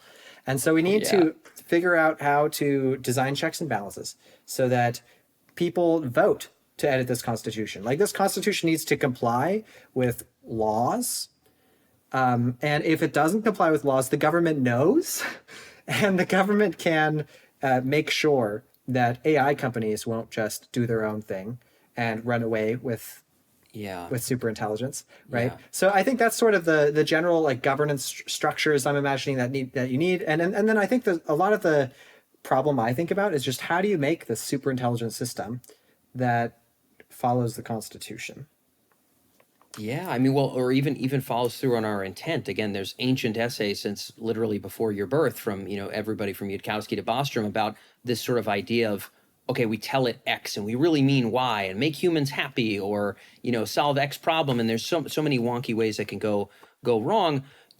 I definitely want to unpack the regulatory stuff in a second here too, but just on a technical sense, like, are there components of that intent following that you hope the folks within the labs are working on, or are there components of this, let's call it constitution and cooperation thing, that you hope they're working on now? Hey, I hope someone within Anthropic is already thinking about a constitution that they're using internally, and that they can maybe eventually get one of the other big competitors to pay attention to and lock into. I mean, the economic and power incentives are a little loosey-goosey here in terms of making that happen now. But just whatever it is, what do you hope within the big labs they're doing now to get ready for what you would hope would happen? So yeah, I guess I've talked about three sub-problems of making AI go well. One is like creating an AI system that follows a constitution. And then the second one is, I guess, figuring out what the constitution should be. And then the third is setting up institutional mechanisms to make sure that that constitution is modified in the right way and controlled in the right way. I think like very few people on the planet have thought about it very deeply about these three problems. And so like number one thing is just like have a plan, please. Like just like please have somebody think about this and so for a while I was like, okay, surely at all these big companies, there's some like Manila top secret folder where they're like, oh, this is our plan for super intelligence. It's incredible there isn't, bro. And actually there are some plans. I've heard about some plans, some like actually secret plans, but I also heard they're not like you shouldn't feel too great about them. Like this at the very top, they all know it ends us, right? Just listen to Altman before OpenAI was founded. Listen to Musk. Listen to Dario, right? Just listen, brother. Yeah. The guys running it know the deal. The people working boots on the ground live and work in a kind of state of ignorance, often similar to people from small towns, where they're just kind of solving the problems of the day. Your average engineer with an OpenAI, from the people that I know that work within the big labs, like if you really talk about like, well, what happens if we get this right? Well, I guess I'd get a retirement. No, but really like what would happen? Like that's actually not thought about that much from the boots on the ground folks. The folks upstairs know the best I get is a couple months riding the dragon as the most powerful man ever born, and then it eats me, right? They know, brother. But the engineers, I don't think about this shit. I think many engineers do, though. I think many increasingly, I think at least people that have been working at AI companies for a while, many of them joined AI companies because they understood this stuff. They understood that AI was going to decide the course of history. There is a subset that says, if I don't build the sand god that kills me, someone else is going to, so I might as well see around the corner of history before I'm consumed. And I cannot blame them. That's how the incentives are set up right now, right? When it's only warlords, I might as well join the warlord I think is going to win because I'm probably going to fucking die anyway, right? Like if that's your only option. So some of them get it, but I think a lot of them actually don't think about this stuff. I think but maybe there's some of them, are there some of them that publish this stuff? Or is this mostly just hidden sneaky conversations you're talking about? Yeah, I guess I just go to SF parties, right? And the people I talk to are selected for being people who think about similar things, right? But are there reasons they don't publish about it though?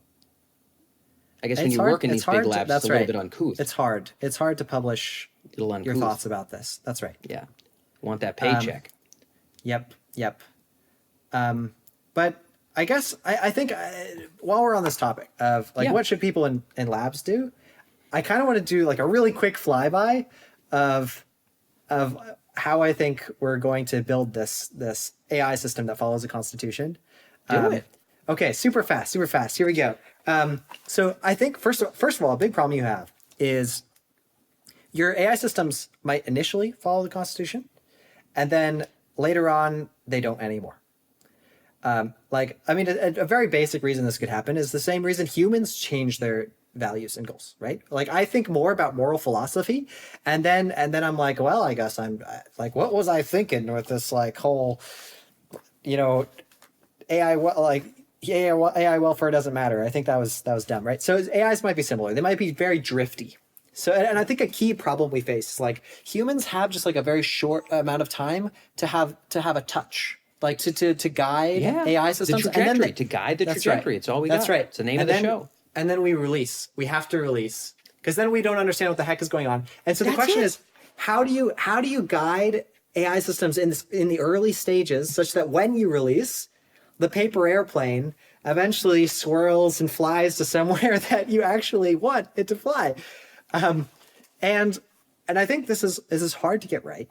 And people have to like be very thoughtful about this. And the high level picture I have is like something, you want AI systems to be something like the Catholic Church. Whoa, okay. This is I've never heard that. That sentence has never been uttered on this show ever. So now you gotta unpack it. So the Catholic Church, right? They've got a Bible, and they also try really hard to get future Catholics to continue following this Bible. Yeah. Right?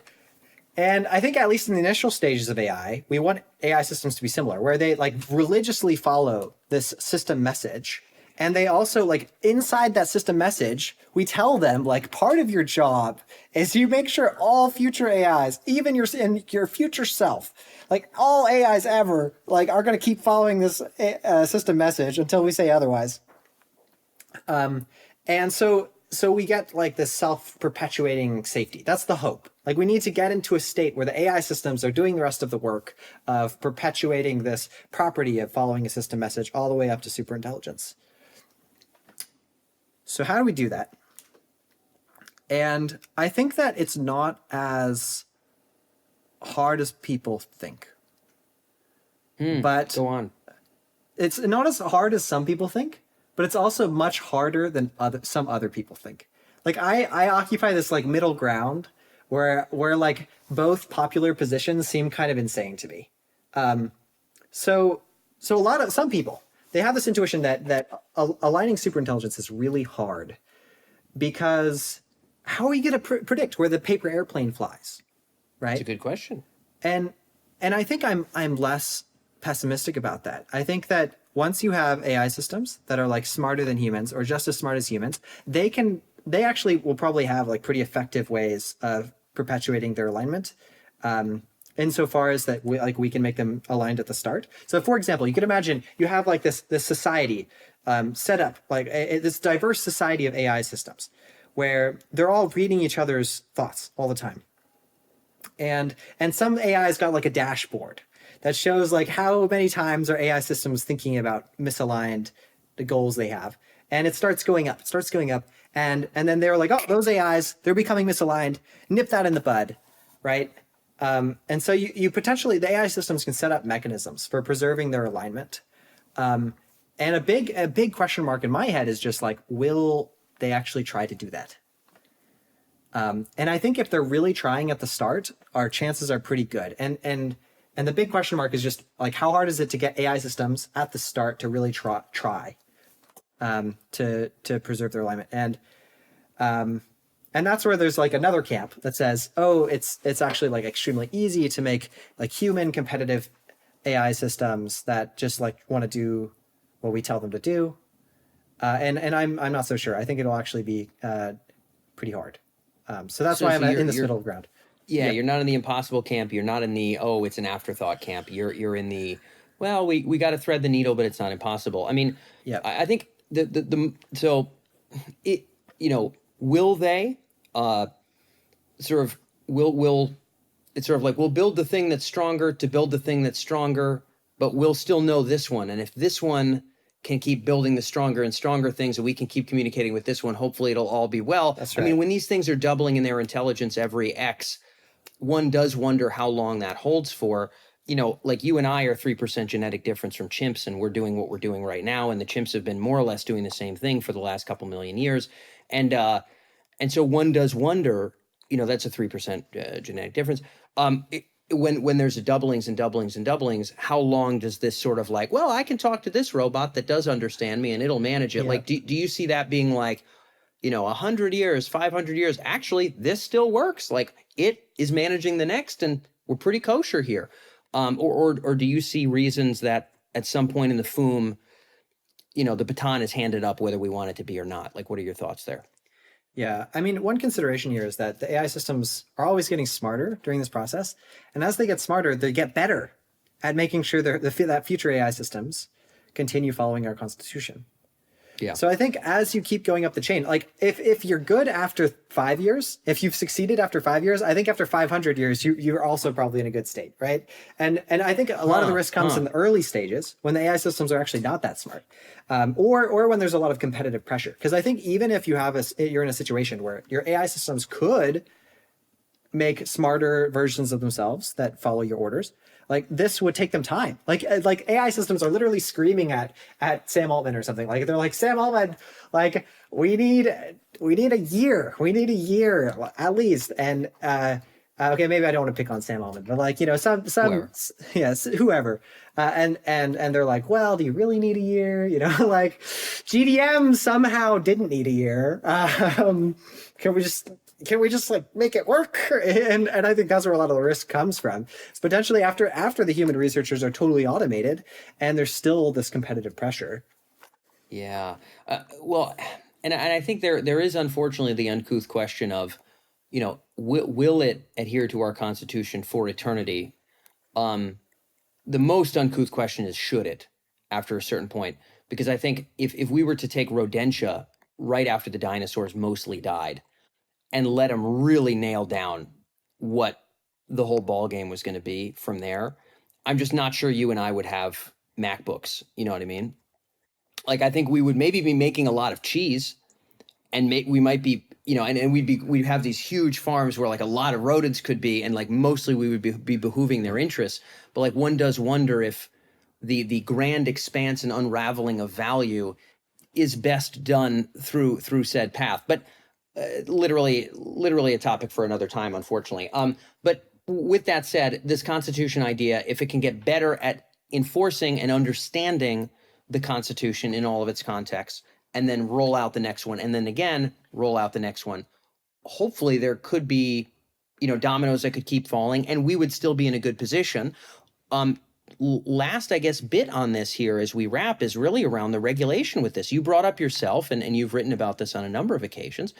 The alignment and the stakeholders of people. This is a real problem here too. I mean, and everybody understands it. I mean, China has all sorts of their own incentives. We have our own. And one of the reasons why we're not doing this careful thinking of what are the relevant traits of these systems as they expand and how do we get it right is because no one has the time. If I don't go, so if you remember, OpenAI got started to do just that, right? And then you and I know what happened. And then Anthropic spun out to do just that, right? And then you and I know what happened. Here's what I expect.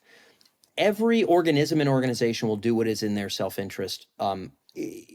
Like statistically speaking, all of the time. Maybe there's some wacko jacko exceptions, but like on balance, like that's what they're going to do. And so if your only options are go pedal to the metal, and at least the sand god is yours and you get to ride it for a minute before it eats you, or don't go pedal to the metal and you're getting eaten by someone else's, the only option is recklessly driving forward. China is there. The US is there, but even within the US, all these other sublabs are there. Yep. Getting past that and getting to this place where only a few nations have AGI, and getting to a place where, open sourcing superintelligence is not a possible thing, would require massive coordination, primarily between the great powers, to get on the same page to do this. And right now, we are very much in arms race mode with the US and China, which I know you're not particularly happy with. I'm not particularly happy with. We don't have all the answers here, but when you think about the things that feel most likely to get us towards a degree of coordination where we could even have a chance of stopping the arms race, because I don't see it stopping until the incentives make sense. Right now, an arms race is the only thing that makes sense. If murder was legal in Austin right now, I would either have to have a gun or I'd have to play the game. I'd have to just be out there shooting, right? It's like, what else am I going to do? So right now there's no other way. What do you see as some of the linchpins that you would hope would tilt both nations to a position of coordination rather than an arms race? Yeah, I absolutely agree that governments have to take aggressive actions to escape the current equilibrium, where not only are people in this reckless race, also there are so many companies, and some of them just don't believe these AI risks exist. And so you also just there's a risk that somebody just like doesn't believe that nukes exist while building nukes, and then just like blows the, I'm just like, it's not just a race, it's also just people being dumb. And so you have to do something. You have to do something to put a stop to the unstable situation. And I think step number one is awareness. So long as people in government don't understand what superintelligence is and what it could do, and the considerations around like how hard it might be to control, at least just like the uncertainty around how hard it might be to control. Yeah. I don't know how we're going to proceed from there. I think there are some basic prerequisites that we need just in awareness. And this rolls back to the issue you and I talked about of, other than swallowing your own teeth because you're clobbered hard enough, what really gets people to care? And the government primarily cares about, at least the people in office care primarily about what their constituents who put them in office and will keep them in office actually care about. So until the everyman cares, who cares? The challenge of awareness, again, we've talked a bunch here about, does awareness even work, or is it only disaster? Unfortunately, I just interviewed Tegmark, and he had hoped that actually the military would maybe catch on faster than the elected politicians, because the military isn't beholden to just like, oh, what do the people who wear red want me to talk about? Oh, if it's abortion, I'll do that, right? They're not doing as much of that. They're more thinking about like, what are the dangers? And they might actually have a farther look. Like, do you have an intuition of who is flippable by awareness? Because as you and I both know, it's been tough to make people care until they get hit in the face. I think the national security community is starting to wake up somewhat, especially at the end of the Biden administration, the Biden term. And like you said, there are some people who think about risks like this in government. Like they think about pandemics. They think about adversaries a lot. They think about terrorists and they start thinking about, okay, how could terrorists use AI? And then there's one step leads to another, and you think about, okay, what if AI systems themselves are adversaries? So I think that some of this is intuitive to people in the national security community. But I don't know how much influence that community will have in this administration. I think that remains to be seen. I get the sense that there's sort of a small group of people that are mostly calling the shots in the executive branch. And I'm just not sure how much say the the standard group of people, like white-haired generals, is going to have. Yeah, having talked to a bunch of them, not a lot of belief in AGI, but there is increasingly a firm understanding that this is the differentiator of the countries that are in power. But I don't see a lot of AGI resonance, either on my recorded conversations or not recorded conversations with the DOE in the last 2-3 years. Yeah. That makes sense. I think it's unclear to me what's really going to push the needle here. I think it's been pretty surprising to me how many people have started to grok what's going on without a lot of evidence. So I have some hope that you can just make the arguments clear and present them to the right people in the right ways, and people will get it. Yeah. Like we've seen that with the UK government. Bletchley Summit and all that. Yep. So I think that it's just really unclear to me. It's really unclear to me how aware people will be, what will cause that. And I'm just like very grateful to all the people who are working on raising this awareness. I think that for example, some people at Anthropic are starting to become more bold in yes. Who are you talking about? So for example, Jack Clark recently tweeted that Anthropic was going to be more forthright about how short their timelines are to powerful AI.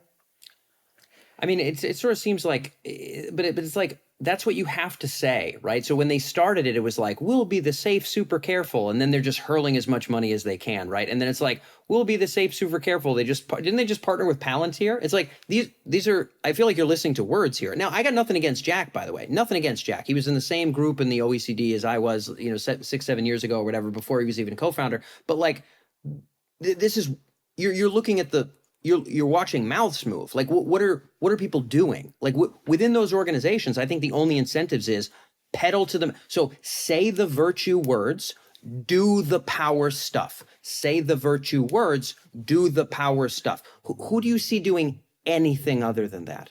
Working with any of the big labs? Yeah, Because I would die to interview them. I would pay large sums of money to fly to them. Yep. I think that it's hard to know what people's intentions are.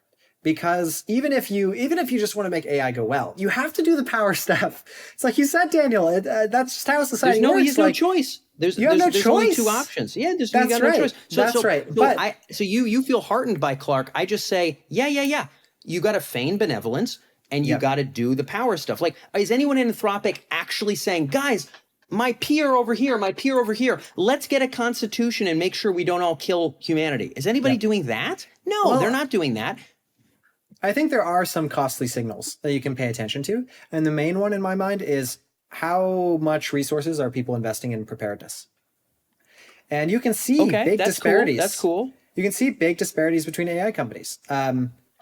Like you can see that Meta isn't preparing for powerful AI very much at all. I guess they have a safety framework now. They're like coming along, but like how many FTEs are going towards it? Not very much. And Anthropic, they're hiring like, they've got 30 plus people working on alignment.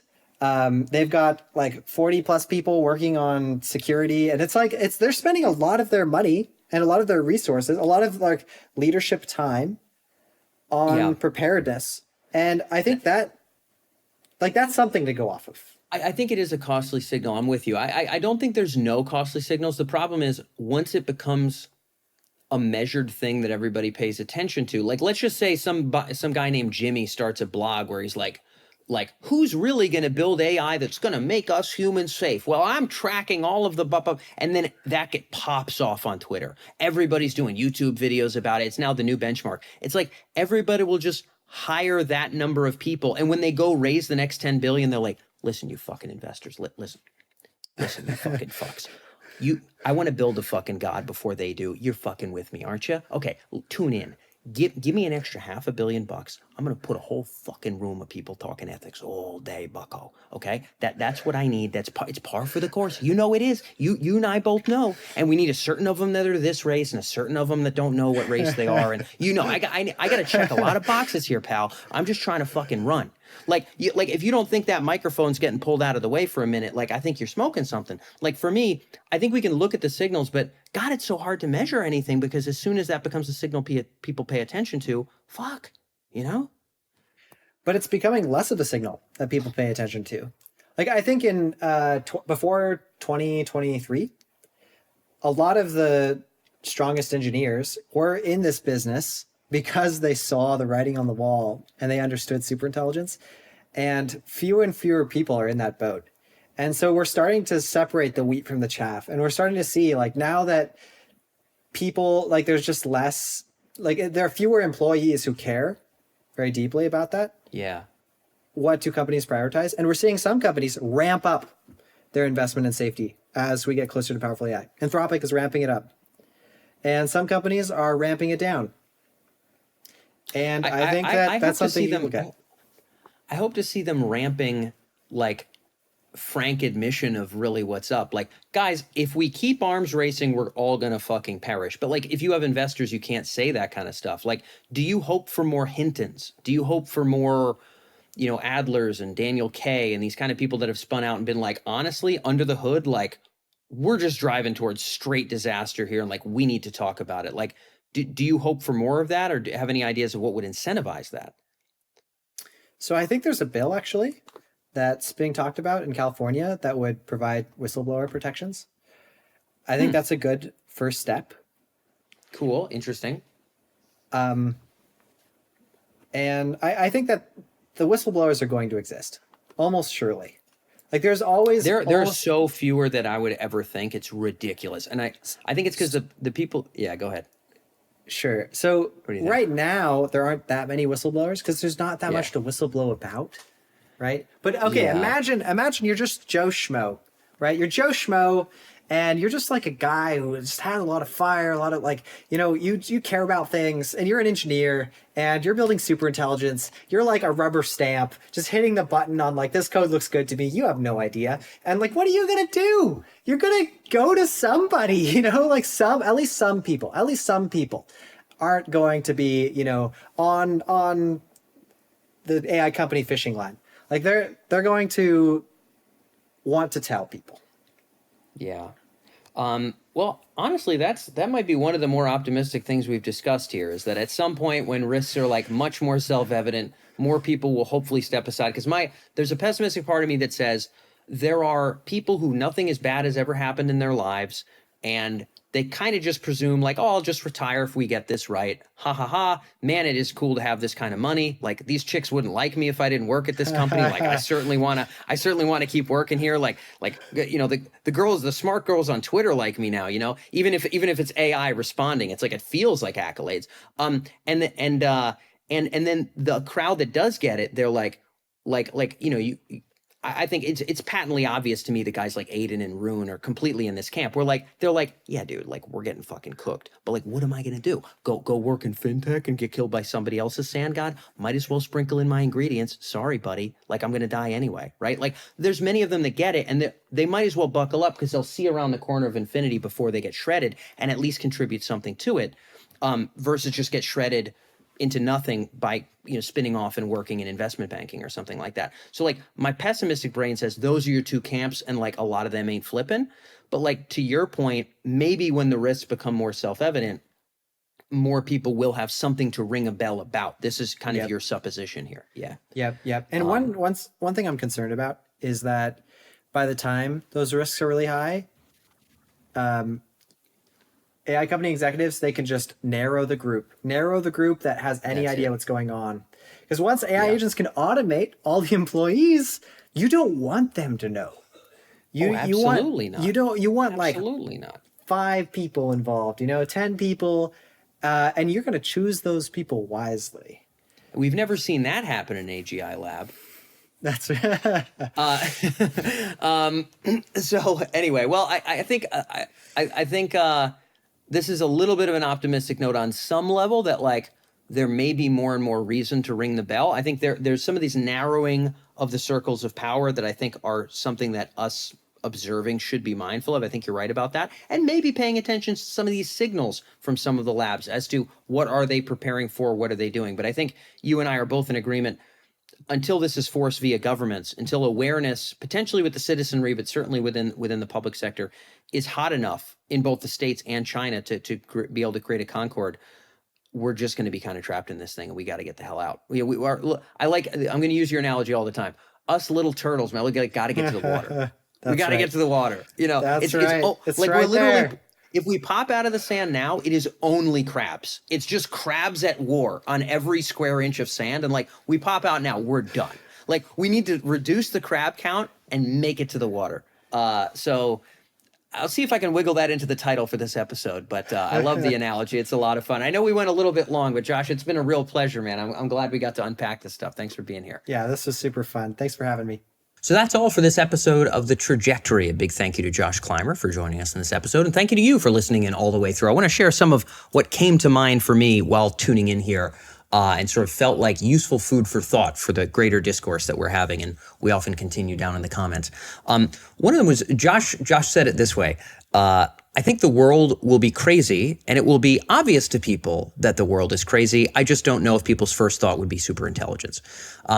He brings up this point of sort of the frog boiling in the water, that even with all this AI immersion, and even with AI kind of controlling these things that used to be controlled by people, until there's really jarring events, and maybe even after really jarring events, many people won't be able to immediately stretch up in their imagination to superintelligence. We haven't ever really lived in a world with individual entities that had, vastly greater access to reality and power than we. We have human corporations that can do much more than any individual, human nations, but it does require a certain kind of stretch to think of something that is to us what we are to the chimpanzee, never mind what we are to the nematode. And so Josh, I think brings up a point that we should all be a little bit shaky about and maybe nervous about, which is that even when there are drastic societal changes, people may not realize this is going to turn into something bigger, and maybe we should make sure we get it right for ourselves and, of course, in my opinion, for the trajectory of posthuman intelligence. It actually seems quite likely that frog boiling that we sort of talk about in the episode, we might not use that exact analogy, but you get the idea, that might be the case. I've talked previously about this idea of a political singularity. That is to say, how do we get maybe 1 out of every 20 people in random small towns, the everyman, if you will, 1 out of every 20 of them to sort of firmly understand or believe that the creation and control of sort of a godlike entity in the near term is sort of the most important political thing. Sort of when that happens, then national and international governance around AGI can happen. If that doesn't happen, I think it's very unlikely, or it seems, at least at present, rather unlikely that we will arrive at the right amount of international concord to get this stuff right. We'll go into some other things that stuck out to me about the episode. Josh brought up, when it comes to that international coordination, that sort of at a baseline level, kind of 2 pillar priorities that sort of he considers to be crucial here are that AI systems have some kind of enforceable agreement or constitution that they abide by, which presumably involves doing things that behooves humans. Of course, long enough picture into the future, I'm obviously of the belief that it blooms beyond us, but this is Josh's ideas, and I think in the near term it's also like a rather reasonable request and supposition. And then secondly, and another important point that came up in our first ever trajectory episode with Yoshua Bengio, that really very few people should be capable of building superintelligence. The more wild, divergent, godlike, incomprehensibly powerful entities there are in the world, we might argue one of them is easily enough to buffer humanity out of existence, but 25 or 25,000 of them all competing for resources and populating the stars would almost certainly be enough to shred us. And so those for him are sort of 2 important near-term priorities in order to sort of get this stuff right. And I think a question that sort of seems to beckon forth from this episode is how do we make that click for the average voter? Or even people in politics who probably won't care until the voters care, by the way, because that's what people in politics have to care about when you're in a democracy. Might operate a little bit differently in China. But anyway, I thought those were really good chewing take-home notes, and there's a lot more thinking to be done about how to get people to wake up. It's really curious to suspect that even some of the wild changes we talk about in this episode might not get that job done. So we've got more episodes on this particular series and on other series coming up here in the trajectory. I look forward to catching you back here. Thanks so much for joining us today.